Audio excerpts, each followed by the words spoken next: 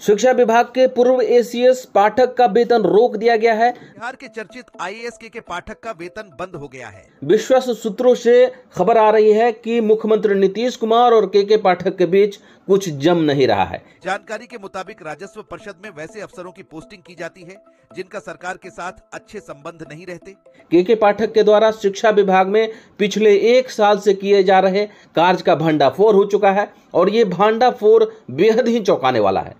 नए ACS S Siddharth के द्वारा बिहिया में पिछले दिनों स्वयं विद्यालय का निरीक्षण किया गया था, जिसमें के पाठक का भंडाफोड़ हुआ है। इसको लेकर नए एसीएस ने आज ही स्पष्टीकरण जारी किया है। तमाम जानकारी आपको इस वीडियो के माध्यम से मिलने वाला है। दोस्तों, मैं हूं श्याम और आप देखना शुरू कर चुके हैं श्याम मॉनिटर। शिक्षा, शिक्षक और वेतन भत्ते से जुड़े तमाम जानकारी हम अपने चैनल के माध्यम से लाते रहते हैं। चैनल पर नए हैं तो चैनल को सब्सक्राइब कर ले और वीडियो अच्छा लगे तो वीडियो को एक लाइक जरूर करेंगे। तो चलिए शुरू करते हैं। दोस्तों, जब एसीएस के पाठक को बनाया गया था तो एसीएस के पाठक ने सरकार से ये आदेश पारित करवा लिया था कि हम इस विभाग को फ्री हैंड संचालित करेंगे। मुख्यमंत्री नीतीश कुमार ने के पाठक को ये अनुमति दे दी कि आप इस विभाग को फ्री हैंड संचालित कीजिए, किसी भी स्थिति में आप शिक्षा विभाग में सुधार लाइए, शिक्षकों को सुधारिए। चूंकि के पाठक नीतीश कुमार जी के बेहद करीबी माने जाते थे, उन पर विश्वास करके नीतीश कुमार जी उन्हें विभाग को फ्री हैंड संचालित करने का अनुमति दे दिया। इसी का परिणाम था कि बेहद ही संजीदा मामले टाइम टेबल को लेकर संसद में नीतीश कुमार जी ने ये कहा था कि अब विद्यालय 10 से 4 ही चलेंगे। उनकी बातों का अवहेलना कर दिया गया। उनकी बातों को एसीएस के पाठक ने नहीं माना और विद्यालय का संचालन पूर्ववत रखा। दोस्तों, इसी का परिणाम था कि गर्मी की छुट्टियों में भी शिक्षकों को विद्यालय में जबरन बुलाया गया, जबकि इतिहास में ऐसा पहले कभी नहीं हो चुका था। तो अब जब आप पदाधिकारी को फ्री हैंड संचालित करने का खुला छूट दे दीजिएगा तो इसका परिणाम तो इसी तरह का होगा। दोस्तों, इसी का नतीजा था कि पाठक ने बिहार के तमाम विद्यालयों के हेडमास्टर साहब को यह आदेश दे दिया कि छात्र कोष और विकास कोष में जितने पैसे हैं आप बेतहाशा खर्च कीजिए। विद्यालयों की मरम्मती करवाइए, शौचालय बनवाइए, फ्री फायर स्ट्रक्चर बनवाइए, समरसेबल लगवाइए, डेस्क बेंच खरीदवाइए, रंग रोगन करवाइए। लेकिन एसीएस पाठक साहब को यह पता नहीं था कि इस आदेश का साइड इफेक्ट कितना बड़ा होने वाला है और इस आदेश के आड़ में जिला स्तर के पदाधिकारियों का कितना वारा न्यारा होने वाला है, इसका अंदाजा पाठक साहब को नहीं था। बिहार के तमाम विद्यालयों के द्वारा बिहार के विद्यालयों के विकास के नाम पर तमाम छात्र कोष और विकास कोष के पैसे को खाली कर दिया गया। समाज के लोगों को भी लग रहा था कि पाठक बेहद ही अच्छा काम कर रहा है, शिक्षा विभाग को चमका देगा और शिक्षकों को तो जरूर सुधार देगा। लेकिन अब जब नए एसीएस साहब ने विद्यालयों का निरीक्षण शुरू किया तो उनके पैर से जमीन खिसक गई। न विद्यालय में बैठने का व्यवस्था है, न विद्यालय में शौचालय का व्यवस्था है, न विद्यालय में स्वच्छ पेयजल का व्यवस्था है। विद्यालयों में इस तरह का व्यवस्था देखकर सिद्धार्थ साहब आग बबूला हो गए। सिद्धार्थ साहब स्पष्टीकरण जारी कर दिया, प्रपत्र को गठित कर दिया और इस स्पष्टीकरण को हम पढ़ेंगे उससे पहले बताना चाहता हूं कि जो समाज शिक्षक को खराब समझ रहे हैं उनके आंख में से जमा हुआ धूल मिट्टी इस स्पष्टीकरण को देखने के बाद साफ हो जाएगा। तो चलिए दोस्तों, ये स्पष्टीकरण क्या है इसको हम पढ़ते हैं। दोस्तों, जैसा कि आप देख रहे हैं ये लेटर है 4 जुलाई को जारी किया गया है। स्टेट प्रोजेक्ट डायरेक्टर ने जिला शिक्षा पदाधिकारी भोजपुर को लिखा है कि आपके जिले के अंतर्गत जो विद्यालय है उसमें बच्चों के बैठने के लिए न डेस्क बेंच पर्याप्त मात्रा में है, न विद्यालय में पीने के लिए पानी है, न विद्यालय में आईसीटी लैब तो है लेकिन उसमें खराब कंप्यूटर है।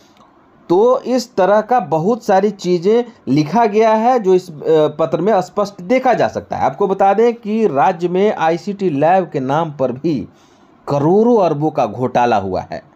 इसके बाद पत्र में आगे लिखा गया है कि आपके विद्यालय में पिछले 1 सालों से निरीक्षण जो है वो प्रतिदिन कराया जा रहा है, तत्संबंधी प्रतिवेदन भी प्राप्त किया जा रहा होगा, परंतु अपर मुख्य सचिव शिक्षा विभाग के निरीक्षण के क्रम में विद्यालयों में पाई गई उक्त कमियों से स्पष्ट है कि या तो निरीक्षण के लिए अधिकृत किए गए कर्मियों द्वारा निरीक्षण में लापरवाही बरती गई होगी या निरीक्षण प्रतिवेदन की समीक्षा कर प्रतिवेदन में पाई गई कमियों में अपेक्षित सुधार करने का आपके द्वारा प्रयास नहीं किया गया होगा।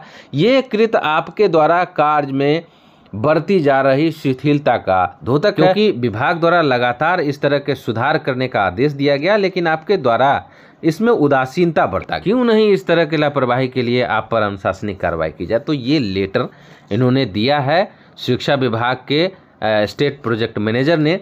जिला शिक्षा पदाधिकारी पर स्पष्टीकरण हुआ है, लेकिन आपको मैं बता दूं कि इस तरह का लापरवाही बिहार के तमाम जिलों में हुआ है और इस तरह इसका भंडाफोड़ भी लगातार हो रहे हैं। आपको भली भांति याद होगा कि शिक्षक नेता बंशीधर ब्रजवासी जी ने इस चीज़ को बड़ी गंभीरता से लिया है और सरकार को इस अनियमितता के बारे में जानकारी भी दी है और इसी जानकारी के आलोक में 4 जिला के डीपीओ और डीओ पर कार्रवाई हुई है, उन्हें बर्खास्त भी किया गया है। अब दोस्तों, इस तमाम चीज़ों में शिक्षक इसका जिम्मेवार कहाँ है, या फिर फैसला कीजिए। समाज भी फैसला करे कि क्या इन तमाम चीज़ों में शिक्षक दोषी है। समाज शिक्षक को ही दोषी ठहराता है, लेकिन हकीकत कुछ और है। शिक्षक को पर दबाव बनाकर और इसके आड़ में शिक्षा विभाग के बड़े पदाधिकारियों के द्वारा बड़े पैमाने पर गबन किया गया, बड़े पैमाने पर घोटाले किए गए। ताज्जुब की बात है कि के पाठक साहब ने पैसा खर्च करने की आज़ादी तो दे दी, लेकिन वाकई में विद्यालयों के विकास के नाम पर पैसे खर्च किए गए या गबन किए गए, इसकी जांच कराना उचित नहीं समझा। दोस्तों, वीडियो अच्छा लग रहा हो तो एक लाइक ज़रूर कीजिएगा। आपके द्वारा किया गया एक लाइक हमें काम करने के लिए ऊर्जा प्रदान करता है। अब जब विद्यालयों का निरीक्षण नए एसीएस साहब कर रहे हैं तो मामले पर से गुत्थी सुलझना शुरू हो गया है। शिक्षा विभाग में हाहाकार मच गया है। तमाम चीज़ों की जांच के लिए आदेश दिए गए हैं, तमाम चीज़ों की जांच भी की जा रही है और तमाम चीज़ों में किए गए घोटाले का पर्दाफाश भी हो रहा है।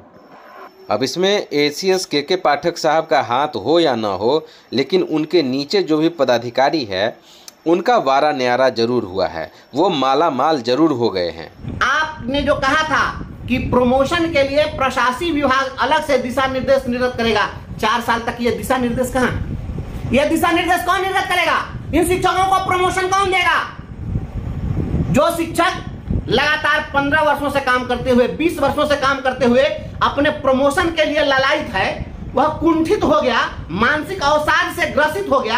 आखिर इसको कौन देखेगा? इसके लिए भी कुछ निराले और अनूठे अंदाज में आप कुछ काम कर दीजिए, आपका हम लोग जय जयकार करने के लिए तैयार हैं।